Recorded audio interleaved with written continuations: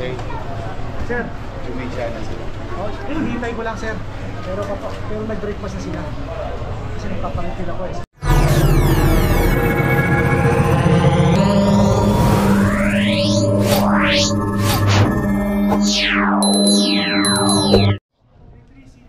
At kasama na rin po natin ang ating butihing mayor na si Mayor Isko Moreno.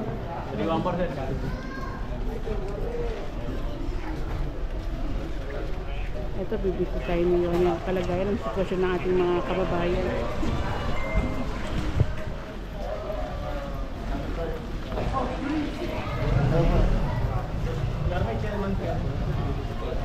Chairman ang Chairman.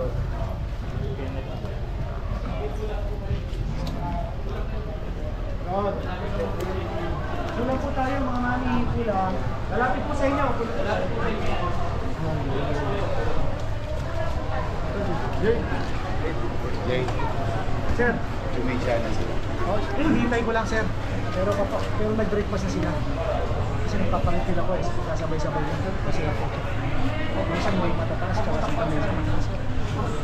Miram na ako. Ayos lang naman, sir. Pero ang karamihan nakita ko, karamihan halos na yung mga tabing creek. Ito, Estero, San Lazaro, yung Taripa, Galina, San Andres. Tama. Sir, happy natin sa Dr. District.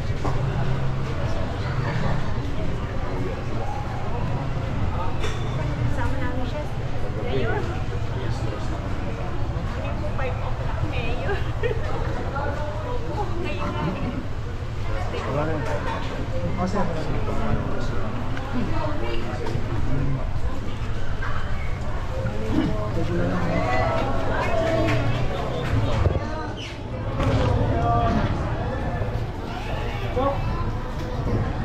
May chicha na.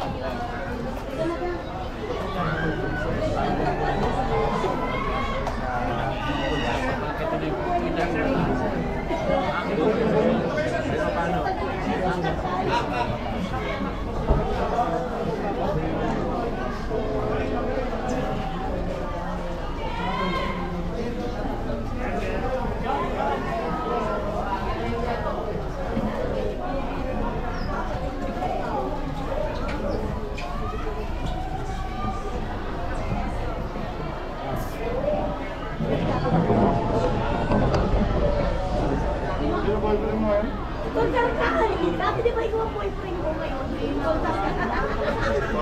Pinagkaipalit ko na po tayo kung nakulaan niya. Shaggy lang. Shaggy na ako. Ay, pinagkaipalit na po siya kay Sultar ka. Hindi na po siya.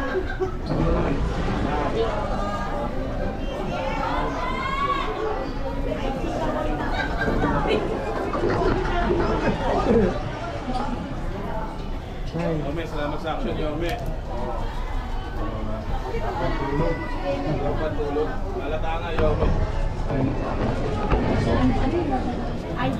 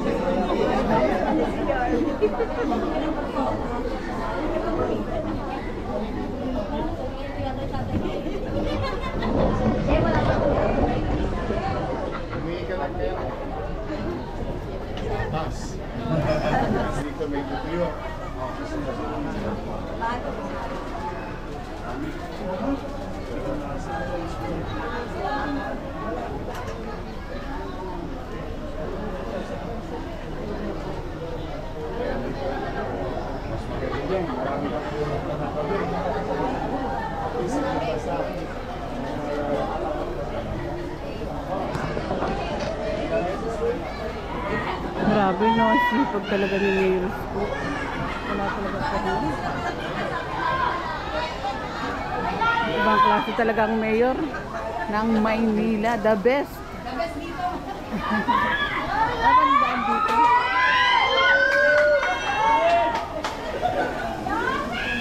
Hanap lang tayo ng magandang pwesto. Talagang sigawan talaga yung mga kababayan natin. Alam niyo, mga Pilipino talaga tayo. Kahit na anong pagsubok, kahit na anong problema ang kinakarap, nakukuha pa rin yung tumawa. Lalo na kung si Mayor Isko talaga ang makikita mo. Tanggal, pagod, tanggal, lungkot. Lungkot.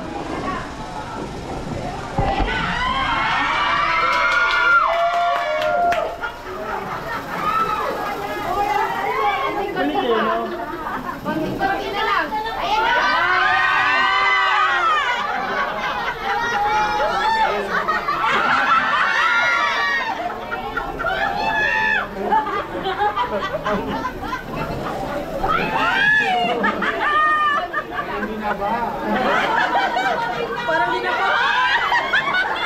Aray ko!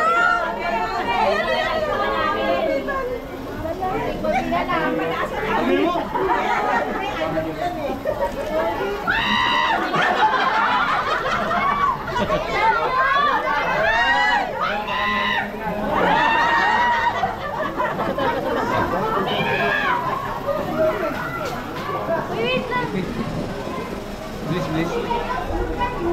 At kita tayo dito.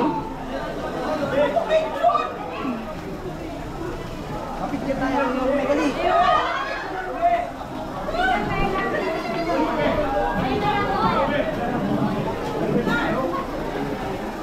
Lipat kamay ka.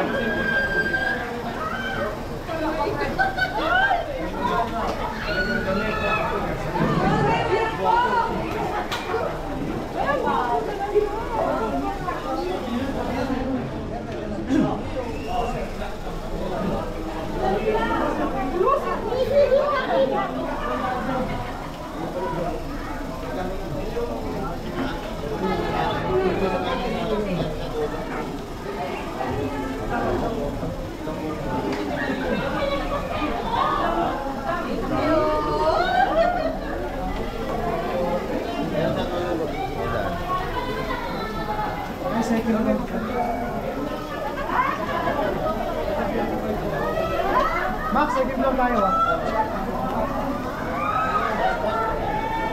Ito pati second floor academy. May aksata dyan. Second floor, sir.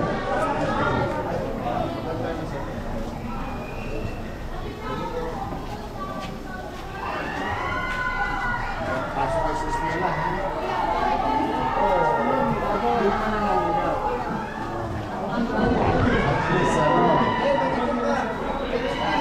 Ligtas sila. Hindi, okay lang. Marami akong aso eh. May baby na siya. Siyempre yung mga matanda.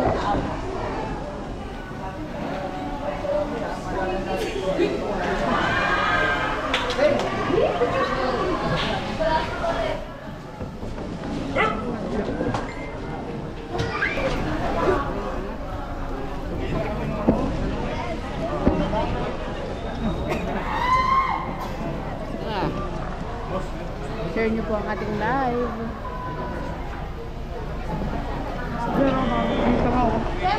Kasama rin po natin ang direktor ng MDSW, Director J. De La Fuente, ang napakasipag ng direktor ng MDSW. Kasama rin po natin si Major Herminio.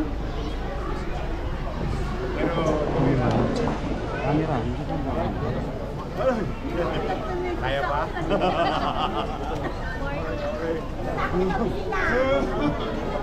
Go. Great. Si AJ.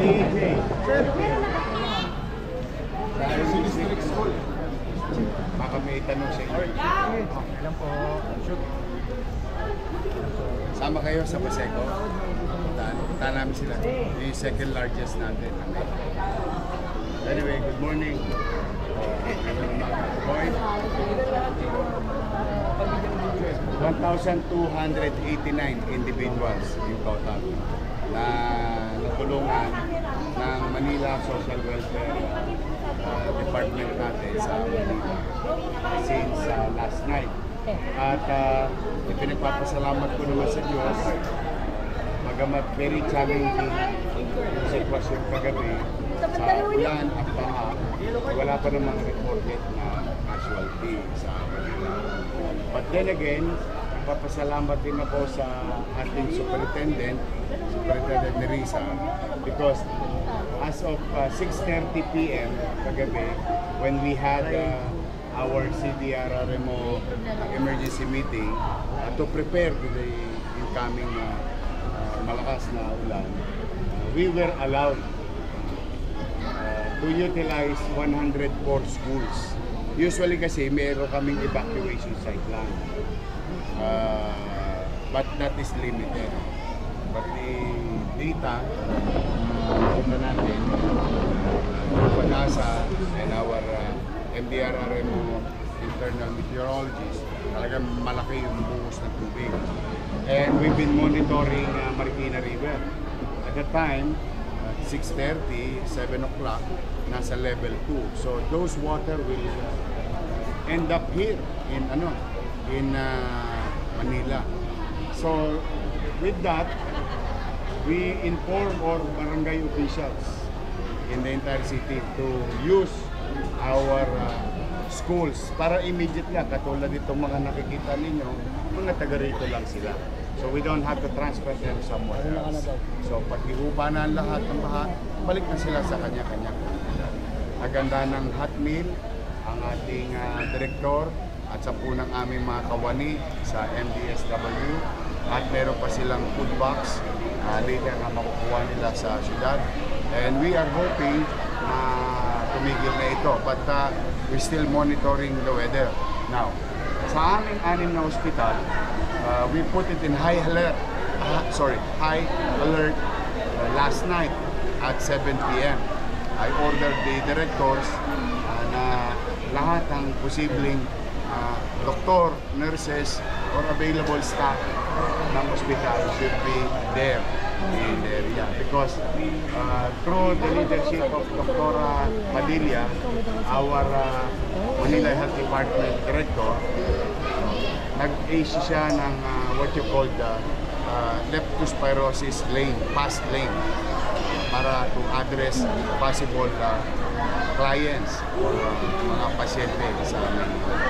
Now, pagdating naman sa baha, we are grateful to other agencies. Kita namin, I think by 9 p.m. last night, marami na kami nakita na isang cause ng Top Avenue na baha, no, ay talagang maraming burak yung ilalim. So, in a good weather, I think yung little resources namin as a city will be redirected to address the clogging in Top Avenue. Now, let me use this opportunity again to all 896 barangays to control and do the regular declogging of the respective barangays, because it helps. Again, maraming salamat sa inyo, sa ating mga media partners, sa mga vloggers na naiimpormahan, na ipadadala yung mensahe sa ating mga kababayan na sasabutan dito sa Manila. Salamat sa Diyos. We are now hoping na hindi na tumuloy itong next, but this time is light to moderate. Kagabi, moderate to heavy. So we are still monitoring the weather. Clarification lang, ongoing pa rin ba yung declogging efforts? Yung kagabi sa Top Avenue, I really wanted to find the problem. Talaga kung meron mga problema. But it seems now we know. then the next action we're going to do is to do what is necessary. Now, ang lahat ng resources ngayon is being utilized to our temporary evacuation area and our evacuation area to address the people who are in need of food and all other things, even medical. Kasi kanina katulad yung isang bata, may lagnat, sabi ko, may pagkakataon, dali na kagad sa hospital. And thank you nga pala, no, doon sa isang netizen kagabi. While we're doing streaming last night, rounds in the city, may nag-comment na isang netizen na isang matanda na iwanan. And we're happy to report to you through our Manila Police District and MDSW na iligtas naman yung matanda. Kasi walang kasama. Mayor, we only talked about TAF, no? How about po sa other Espanya, areas? meron Espanya, kami. may assessment na po ba kayo? Yung baha, it's everywhere.